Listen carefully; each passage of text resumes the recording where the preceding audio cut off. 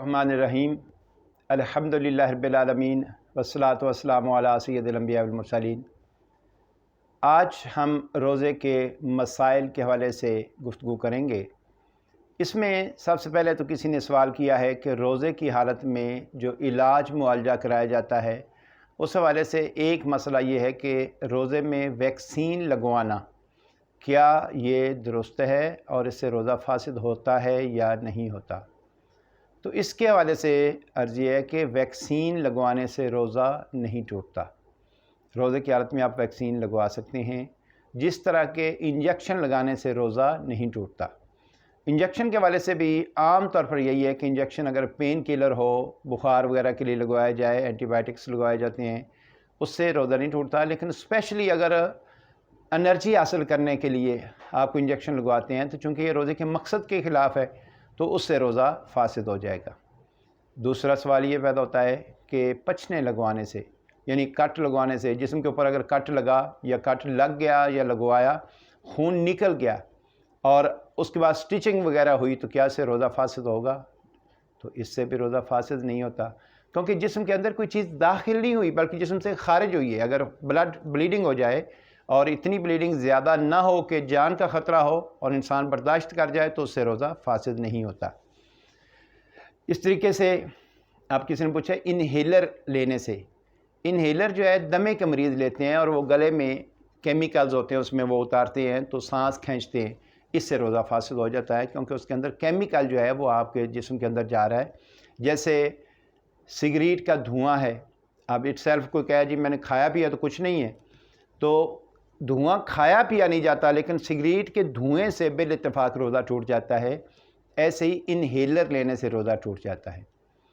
اب ایک اور سوال خواتین میں سے کسی نے پوچھا ہے کہ میک اپ کرنا، خواتین بناؤ سنگار کرتی ہیں، چہرے پہ لپسٹک لگاتی ہیں، کریم لگاتی ہیں، پاؤڈر لگاتی ہیں یا آنکھوں کے اوپر کوئی چیز ایسی لگاتی ہے خوبصورتی کے لیے، تو کیا اس سے روزہ ٹوٹ جاتا ہے؟ پہلی بات تو یہ ہے کہ دیکھیں روزہ ہم رکھ رہے ہیں اللہ تعالیٰ کی رضا کے لیے، تو مجبوری کے تحت علاج معالجہ تو مجبوری میں آتا ہے، وہ تو آپ کر لیں گے، لیکن یہ جو فیشن کے لیے کوئی میک اپ بننا سنورنا صاف ظاہر کوئی مجبوری تو نہیں ہے، تو بہتر ہے کہ اس سے پرہیز کیا جائے۔ لیکن روزے میں آپ یہ ذہن میں رکھیں کہ بیرونی استعمال، یعنی آپ پورے جسم کے اوپر لوشن لگا لیں، تیل لگا لیں، پاؤڈر لگائیں، کریم لگائیں، اس سے فرق نہیں پڑتا۔ لیکن اگر آپ نے ہونٹوں پہ لپسٹک لگائی اور لپسٹک کے اثرات اندر چلے گئے تو صاف ظاہر ہے کم از کم جو ہے روزہ مکروہ تو ہو جائے گا۔ اور اگر لپسٹک زیادہ مقدار میں اندر چلی جائے کہ جس کا ذائقہ بھی محسوس ہو اور منہ کے اندر تھوکا جائے تو ایسے لگے کہ جیسے وہ خون کی طرح ہو جائے تو اس سے روزہ فاسد ہو جائے گا۔ اس کے علاوہ اگر بناؤ سنگار کی کوئی شکل ہے، اب چونکہ آنکھوں کے اندر بھی ڈراپس ڈالنا، اب ایک سوال اور ہے کہ کنٹیکٹ لینز یوز کرتے ہیں اور لینز جب آپ یوز کرتے ہیں تو اس کے اندر جو ہے وہ محلول ہوتا ہے، لینز لگانے سے پہلے محلول میں ڈبو کر لگاتے ہیں۔ اب اس بارے میں دو رائے، بعض نے کہا ہے کہ آنکھ میں دوائی ٹپکانے سے بھی روزہ فاسد ہو جاتا ہے، کیونکہ آپ نے دیکھا ہے کہ جب آنکھ میں ڈراپس ڈالے جاتے ہیں تو اس کا ذائقہ گلے میں محسوس ہوتا ہے۔ تو اگر آپ نے لینز لگانے ہیں اور وہ باقاعدہ کسی میڈیسن میں، محلول میں، کسی کیمیکل میں ڈبو کر آپ نے وہ آنکھوں کے اندر لگانے ہیں تو اس سے تو پھر ذائقہ محسوس ہوگا، تو ایسا کرنے سے بھی کم از کم روزہ جو ہے وہ آپ کا مکروہ ضرور ہو جائے گا۔ بعض علماء نے تو اس کو فاسد ہونے تک کہا ہے کہ روزہ بالکل ٹوٹ جاتا ہے۔ لیکن میں سمجھتا ہوں کہ آنکھ کے ذریعے سے کھانے پینے والا حکم تو نہیں لگے گا، لیکن یہ ہے کہ چونکہ اس کا ذائقہ گلے میں محسوس ہوتا ہے تو اس لیے پرہیز کرنا چاہیے، بچنا چاہیے، کیونکہ آپ کا روزہ جو ہے وہ کراہت میں نہ جائے۔ اس کے بعد کان میں دوائی ڈالنا، اس بارے میں علماء کرام کی دو رائے ہیں۔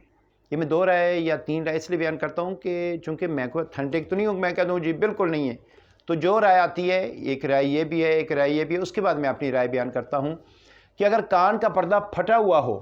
اور آپ کوئی تیل گرم کر کے ڈال لیں یا میڈیسن ڈال لیں یا کوئی چیز ڈالیں اور ڈائریکٹ اندر وہ چلی جاتی ہے، دماغ کے اندر دوائی چلی جاتی ہے تو اس سے روزہ ٹوٹ جاتا ہے۔ لیکن اگر آپ کا کان کا پردہ سلامت ہے تو صاف ظاہر ہے کہ دوائی جو بھی ڈالیں گے وہ ڈائریکٹ اندر نہیں جائے گی، آہستہ آہستہ اس کا اثر جائے گا، تو ایسا کرنا بھی مکروہ ہے۔ اس لیے حالت روزہ میں کوشش یہ کرنی چاہیے کہ دوائی کے استعمال میں بھی پرہیز کیا جائے، کوئی ایسا کام نہ کیا جائے کہ جس کی وجہ سے آپ کا روزہ جو ہے شکوک و شبہات کا شکار ہو جائے۔ روزے کے دنوں میں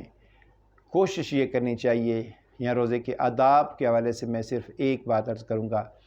کہ ہم روزہ رکھتے ہیں، سارا دن لیٹے رہتے ہیں اور باتیں بھی کرتے رہتے ہیں، گپیں لگاتے رہتے ہیں۔ روزے کے آداب یہ ہیں کہ آپ یہ سمجھیں ہر وقت ہم اللہ تعالیٰ کے حضور موجود ہیں۔ کوشش یہ کریں کثرت سے قرآن کریم پڑھا جائے، ذکر اذکار کیے جائیں، تسبیحات کیے جائیں، اور اگر آپ نے کام کار کرنا ہے تو کریں۔ خواتین جو سحری افطاری بناتی ہیں، یہ یقین کریں بہت اجر اور فضیلت والا کام ہے۔ مرد جو روزگار کے لیے گھر سے باہر جاتے ہیں، بہت فضیلت والا کام ہے۔ طلباء جو علم حاصل کر رہے ہوتے ہیں اور جو وہ پڑھ رہے ہوتے ہیں، وہ بھی ان کا فرائض میں سے شامل ہے، تو اس کا بھی انہیں اجر ملتا ہے۔ لیکن اگر آپ کو وقت مل جائے تو قرآن پاک کی تلاوت کریں اور کوشش یہ کریں کہ قرآن کریم کو سمجھنے کی کوشش کریں۔ اس لیے علماء کرام کے دروس سننا، آپ